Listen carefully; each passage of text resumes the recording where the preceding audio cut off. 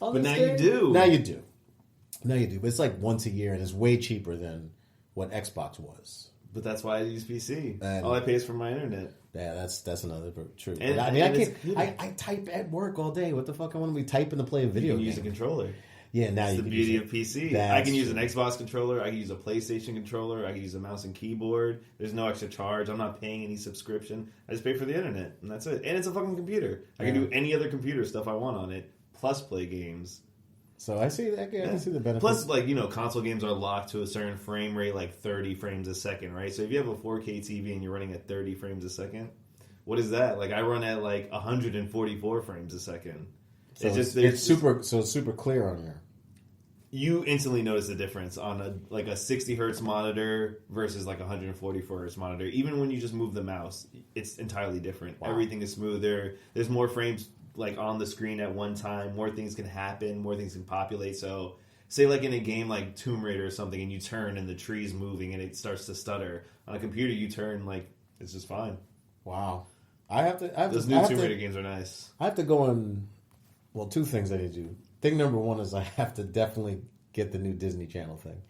And it's amazing service. Is it already out? No, but have you seen they own Fox and everything now? You get like Simpsons plus all the Disney stuff and all the Fox stuff. I'm all over it. I'm like, I'm going to get the Disney thing, and now that I know Hulu comes with it, I could definitely sell that. Hulu has great stuff too. Yeah, I hate the thing. I bought Hulu for a short time. I tested it out and I had commercials, and I got rid of it. Really? The one you paid for? Oh, I paid for the paid one with it. Yeah, the paid one. Maybe they changed it. I have HBO on it too. All right, so now the next beer that we're up to is going to be from Bronx Brewery. Finish this. Yeah, dust that one off. This is Bronx Brewery's Das Bronx Oktoberfest style lager. So nice. I went and got a couple of cans of these right before the event. Now, does it say if it's a Marzen lager? Because I always get confused by that if they ever like specify what kind of beer. Because no beer is just an Oktoberfest beer, right? Oktoberfest isn't a style of beer; it's an event. It is an event, but yeah, it literally says Oktoberfest style. That's lager. what I don't get, because if you look at things like other ones that come from like Germany or something, they usually say Marzen style lager. It's like a darker, like a browner type lager. I've seen the darker one. Me too, so I don't know if it's a difference or if they're all Oktoberfest beers. Like Sam Adams, like Oktoberfest is like maybe a little darker than this, but they're all around like the same, like more brown red tone, but I don't know. Usually I'll see it where it says Marzen somewhere on it. Yeah, I don't know. So you could stump those brewers there and be like, "Is this a Marzen?" And they'd be like, "Holy shit!" They would know that.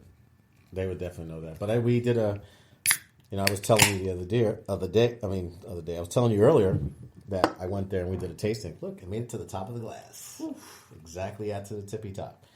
But we did a tasting and they broke this out. And for some reason in my mind, I thought it was darker. I don't know. You know why? Because I guess it's in the can, not in the bottle. Or Oktoberfest beers are, like you said, usually darker. Yeah, this is pretty light. So it's pretty light. I'm trying to find the actual what they use to make the grain.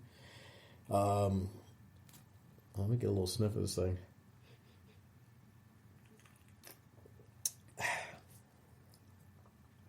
I mean, it's very malty. It's definitely a very malty beer. It's nice. Yeah, it says it here. Marzen originated in Bavaria.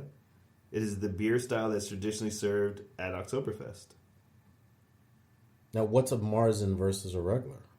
Like, lager that you would... You know what I'm saying? Is that the grain? Is that the... It's brewed in Mars in Germany, so that makes sense. Oh, it's kind of like how Cognac is in Cognac, France? There you go.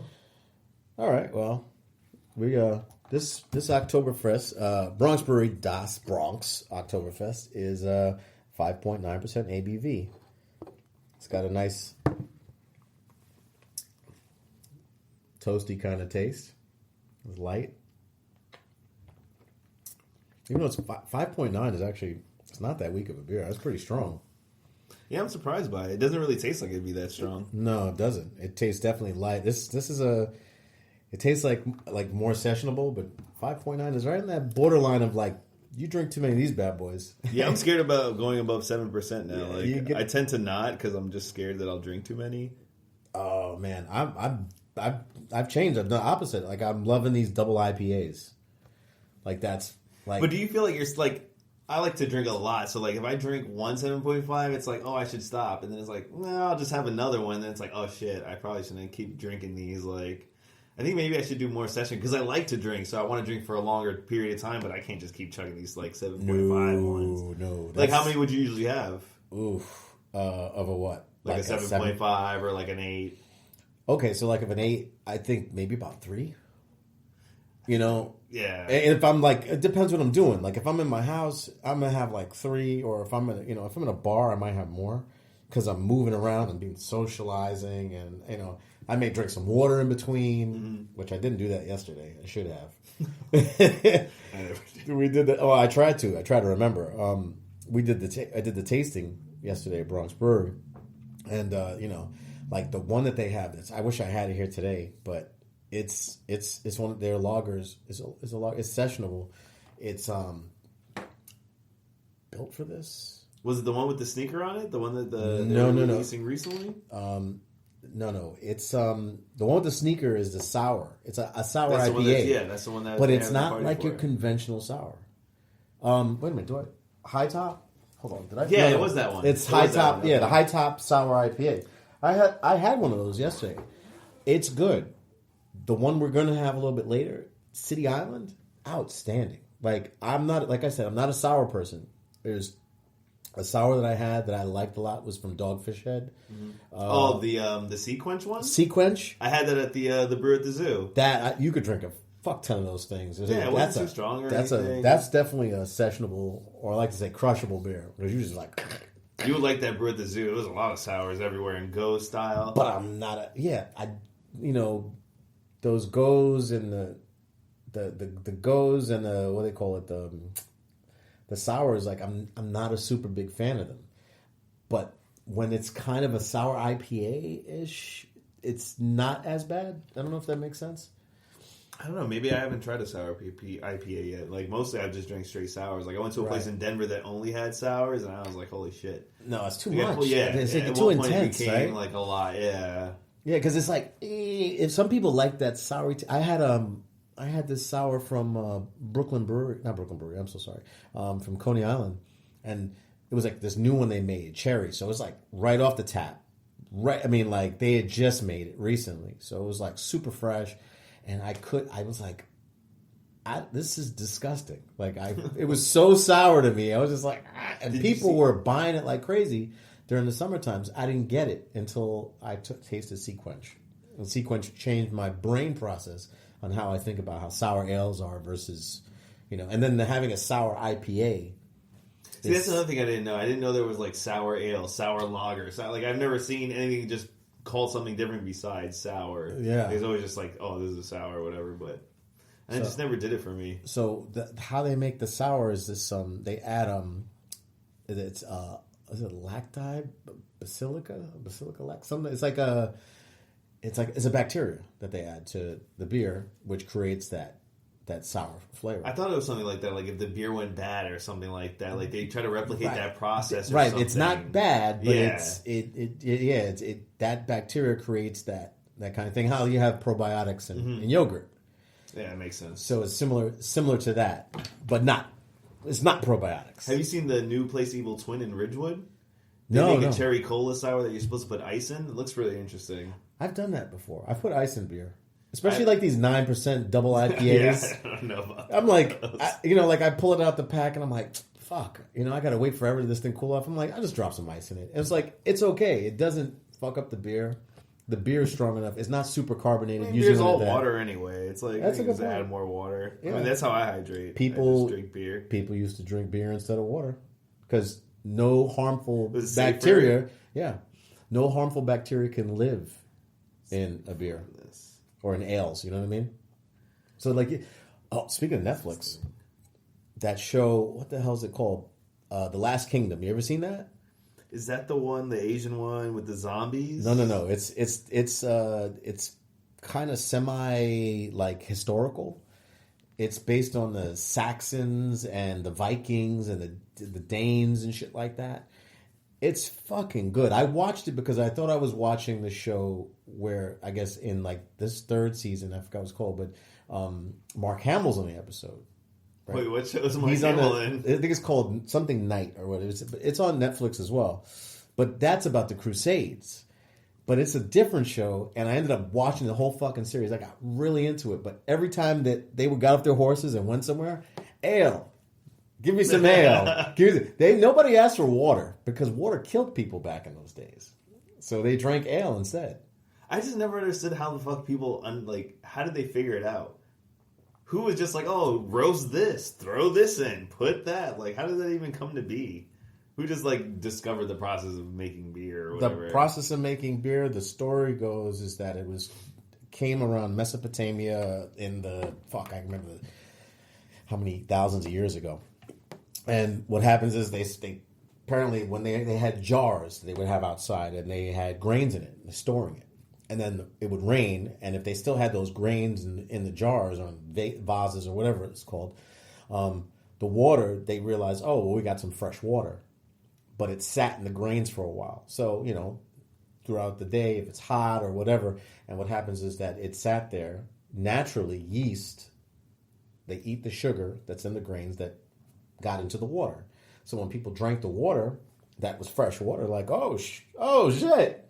Hey, look at Kahim. He's all like acting loopy and shit. And, they're like, hey, let's try some of that water with the grain in it. And it started from that. That's just crazy. And then they just build on it. Like other things, like more simple things like mead or something is very easy to understand. Water, honey. Or like when they drink that fermented milk. Like that's very simple. It's like rudimentary. I don't even know about fermented milk. It's like Vikings and shit. Like what they had on Game of Thrones, that was like based off a real thing where they would drink like the Dothraki. They would drink like fermented milk. Oh, fermented yak's milk. Yeah, something like that. That's Mongolian, I think. That right? Yeah, but it's Game of Thrones based it off of like real alcoholic drinks, right? But like mead or something like that is just easier to understand versus somebody like something complex where they're adding things and like letting it settle and like changing it out. Like brewing seems like a more complex process than just letting something sit. Like you're just letting it sit there. Well, you can do it, right? But in order to put things in cans, they have to follow a certain process, right? Mm-hmm. You want to make the same effect every single time. But if you're a home brewer, you could take a container, you could fill it with a bunch of sugary water, and let it sit open. And then the fucking, whatever bacteria is in the air and whatever yeast is in the air will turn it into some type of alcoholic something. Could turn to some nasty ass vinegar, or it could turn into some type of drink. That's what they do with those. Oh crap! I'm trying to remember. Is it the certain Belgian beers or whatever? They have these. They have them underground in these big vats, and they have them open, and they let the air get to it. And what's in the air, those yeast and bacteria create those different styles.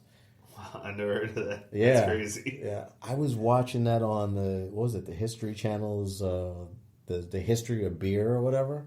I mean everything that I can try to watch about it. I wish I, had a little bit more, had updated if I know I was going to talk about it. But yeah, I mean I'm a big beer geek, how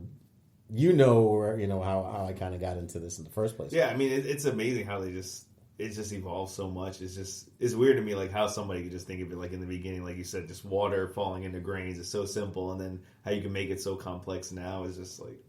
And the big thing is like it's a good unifier of people. That's what it's like. We may not agree on everything, but we could still sit down and have a beer and talk about all the other things that we whatever. You know what I'm saying? Like it's just that's why I do this podcast. I get people from different walks of life so that we can just sit over a beer and talk about whatever. Going back to the game stuff, and wait, let me just take some more of this beer because I'm doing a lot of politicking here, but not enough drinking of this Das Bronx. But yeah, alcohol is definitely universal. Everybody has some form of it. Speaking of which, I didn't do a toast. I mean a cheers.